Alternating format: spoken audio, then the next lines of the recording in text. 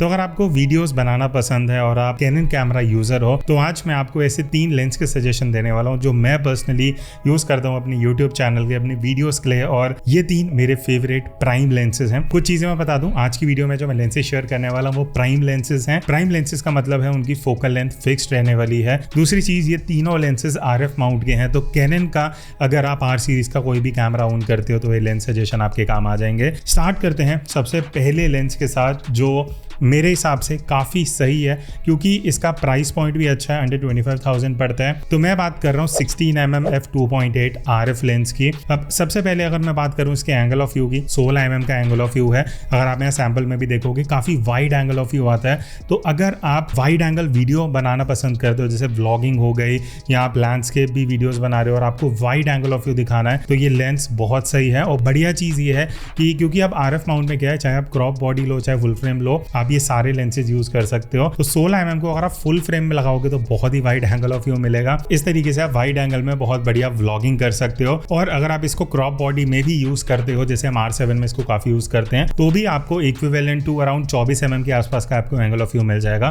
Which is still good enough for vlogging. अब क्योंकि ये प्राइम लेंस है तो कम प्राइस में आपको ज्यादा ब्लर इफेक्ट मिलता है। तो f2.8 का लेंस है, इस वजह से अगर आप देखोगे आपको वाइड एंगल 16mm में भी बहुत बढ़िया ब्लर इफेक्ट मिलेगा, बिकॉज ये f2.8 है। शायद आप अभी तक किट लेंस यूज कर रहे हो जिसमें 4 है, 4.5 है, 5.6 है, जिस वजह से आपको उतना बढ़िया ब्लर नहीं मिल पाता। तो अगर आपको वाइड एंगल के साथ ब्लर भी चाहिए f2.8 तक, आप इसमें इजीली वीडियोस बना सकते हो। फिर अगली चीज है STM। अब क्योंकि ये STM लेंस है, मतलब इसकी जो मोटर है, फोकस मोटर है, वो साइलेंट है, जिस वजह से अगर आप वीडियो बनाते हो, लेट्स सपोज आपका माइक कैमरा के ऊपर भी लगा हुआ है, तो भी जब ये फोकस करेगा ना, लेंस आवाज नहीं करेगा। जिस वजह से फोकस करते हुए, जैसे USM लेंसेज होते हैं ना, वो बहुत फास्ट होते हैं बट वो फोटोग्राफी के लिए डिजाइन होते हैं। तो जब वो फोकस आगे पीछे हंट होता है ना, हल्की सी आवाज करता है, जो कहीं ना कहीं ऑन कैमरा अगर माइक आपने लगाया उसमें ऑडियो कैच हो जाता है, बट STM में वो चीज नहीं होती। अब ऑल्दो इसमें मैक्रो लेंस नहीं है, बट इसका क्लोजेस्ट फोकसिंग डिस्टेंस 0.43 फीट है, तो मेरे हिसाब से ठीक ठाक है। अगर आप हल्का क्लोजअप जाके भी वीडियो लेना चाहते हो, कुछ प्रोडक्ट वीडियोज हो गए या कुछ क्लोजअप शॉट्स भी आपको लेने हैं, तो आप इससे एक सेफ डिस्टेंस से वीडियो शूट कर सकते हो। बाकी तीनों लेंस जो मैं सजेस्ट करने वाला हूँ उसमें से सबसे हल्का है, 165 ग्राम्स का है, और आप देखोगे बहुत छोटा सा कॉम्पैक्ट लेंस है। अगर मैं इसकी बैक कैप हटा दूं और आगे से हटा दूं तो आप देखोगे बहुत ही छोटा, ऑलमोस्ट पैनकेक लेंस है, जिस वजह से अगर आप इसको कहीं लेके भी जा रहे हो, आउटडोर वीडियो शूट कर रहे हो, लोग इतना इजीली आपको नोटिस नहीं करते हैं। बाकी लेंस में साइड में आपको एक ये स्विच दिया हुआ है जहां फोकस और कंट्रोल लिखा हुआ है। अभी काम कैसे करता है, RF लेंसेज की बेस्ट चीज मुझे लगती है ये ना, एक आपको रिंग मिलती है, कंट्रोल रिंग। इसका बेनिफिट क्या है, अगर आप फोकस में रखोगे तो आप इस तरीके से मैनुअल फोकस कर सकते हो। अगर आप कंट्रोल पे चले जाओगे ना, तो अब आप अपने किसी भी कैमरा में, R सीरीज के कैमरा में, aperture, shutter speed, ISO, exposure compensation, ये सारी चीजें आप जो भी, लेट्स सपोज मैं एपर्चर बहुत जल्दी चेंज करता हूँ वीडियो बनाते हुए, तो आप इस रिंग को वो कंट्रोल दे सकते हो, और जब आप ये रिंग आप घुमाओगे तो आपका एपर्चर आप ऊपर नीचे कर सकते हो। तो ये तो हो गया 16mm f2.8 का लेंस। अब नेक्स्ट लेंस पे चलते हैं, जो again one of my favourite lenses, और ये मेरा रिसेंट परचेज है। 24mm की मैं बात कर रहा हूँ, RF माउंट का है, f1.8 का लेंस है। पहले एंगल ऑफ व्यू की बात करते हैं तो मैं आपको 16mm वर्सेस 24mm का एक साइड बाय साइड कंपैरिजन दिखा देता हूं। अब ऑब्वियसली 16mm ज्यादा वाइड है, बट 24mm भी अपने हिसाब से काफी वाइड एंगल ऑफ व्यू आपको दे देता है, स्पेशली अगर आप इसको फुल फ्रेम में यूज करते हो। क्रॉप में भी यूज करोगे तो आपको डिसेंट एंगल ऑफ व्यू मिल जाता है, जिसको आप वाइड कंसिडर कर सकते हो। तो व्लॉगिंग के लिए मेरे हिसाब से ये भी एक बढ़िया ऑप्शन है। बट 16mm से डिफरेंट कैसे है, ऑब्वियसली हल्का सा नैरो है, बट दूसरी और मोस्ट इंपॉर्टेंट चीज f1.8 का लेंस है। अब f1.8 पे अगर आप देखोगे ऑब्वियसली बहुत ज्यादा ब्लर इफेक्ट आपको मिलता है। अगर आप वीडियोस बना रहे हो, चाहे इंडोर हो चाहे आउटडोर हो, आप 24mm पे जब 1.8 का आउटपुट देखते हो ना, बहुत बढ़िया ब्लर इफेक्ट आपको मिलता है। अब ऑब्वियसली इसका प्राइस भी बढ़ जाता है, ये 50,000 के ब्रैकेट में लेंस आ जाता है।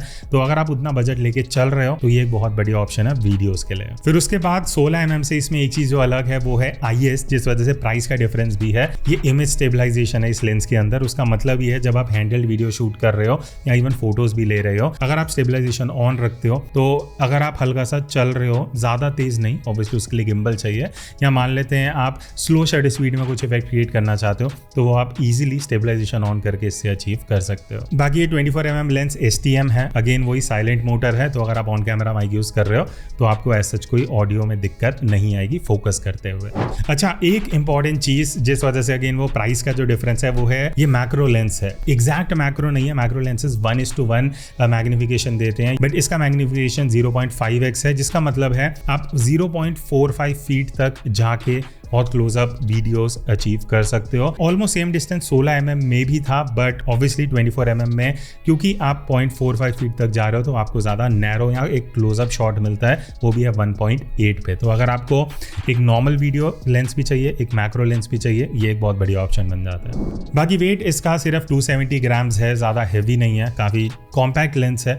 प्राइम लेंसेज कॉम्पैक्ट ही होते हैं, यूजुअली लाइट वेट होते हैं। अगर मैं बात करूं ये किसके लिए आइडियल है, मेरे हिसाब से अगर आप कैजुअल व्लॉगिंग करते हो बट आप लेट्स सपोज आप ट्रैवल कर रहे हो, आपको आसपास की चीज़ें दिखानी है, लोकेशन दिखानी है, इंटीरियर्स दिखाना है, तो उस टाइप के यूज़ के लिए ये एक बहुत सही लेंस बन जाता है।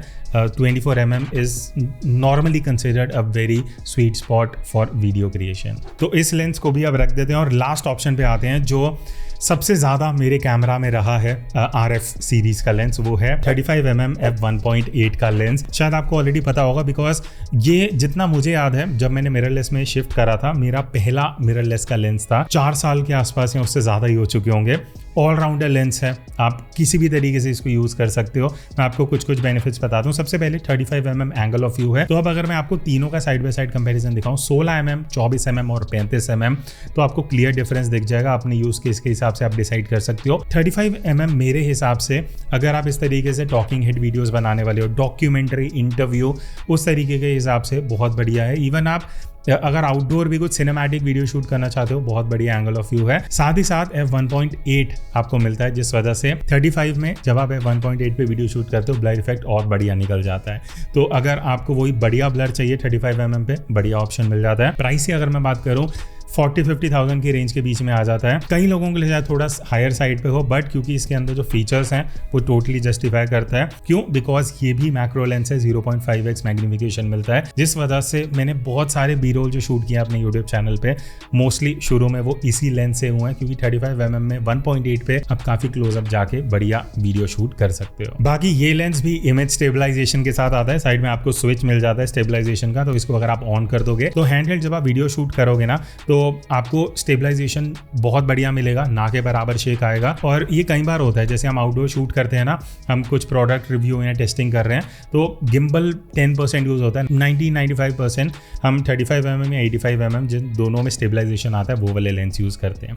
टॉकिंग अबाउट 85, तो मैं सोच रहा हूँ अलग से एक वीडियो बनाऊँ 50 और 85 की, तो आप कमेंट करके बताना आपको किस टाइप की वीडियो चाहिए। बाकी ये 35 mm जो लेंस है ये भी STM है, मतलब अगर आप कैमरा के ऊपर एक्सटर्नल माइक लगा रहे हो तो भी कोई ऑडियो नहीं आएगा। तो तीनों ही लेंसेज STM है। अच्छा, एक इंपॉर्टेंट चीज जो मैं 24 में भी बताना भूल गया, 35 में या कोई भी आप RF माउंट का लेंस देखोगे उसमें कंट्रोल रिंग आपको मिलती है। इसका वही बेनिफिट है, aperture, shutter speed, ISO, exposure, compensation, कुछ भी इसको रोल दे दो और आप उस हिसाब से, लेट्स सपोज आप एपर्चर बहुत फ्रीक्वेंटली यूज करते हो तो आप यहाँ से ही चेंज कर सकते हो, आपको कैमरा में कभी कुछ डायल वायल नहीं घुमाना पड़ेगा। तो ये थे 3 लेंसेज जो मुझे लगता है अगर आप कैनन यूजर हो, आप प्लान कर रहे हो RF माउंट पे आने के लिए, या आप ऑलरेडी एक कैमरा यूज कर रहे हो, 16 mm, 24 mm और 35 mm मेरे हिसाब से वीडियोस के लिए सही है। अब ऑब्वियसली डिबेट आता है कि भाई ये तीनों प्राइम लेंसेज हैं, जूम लेंस क्यों नहीं?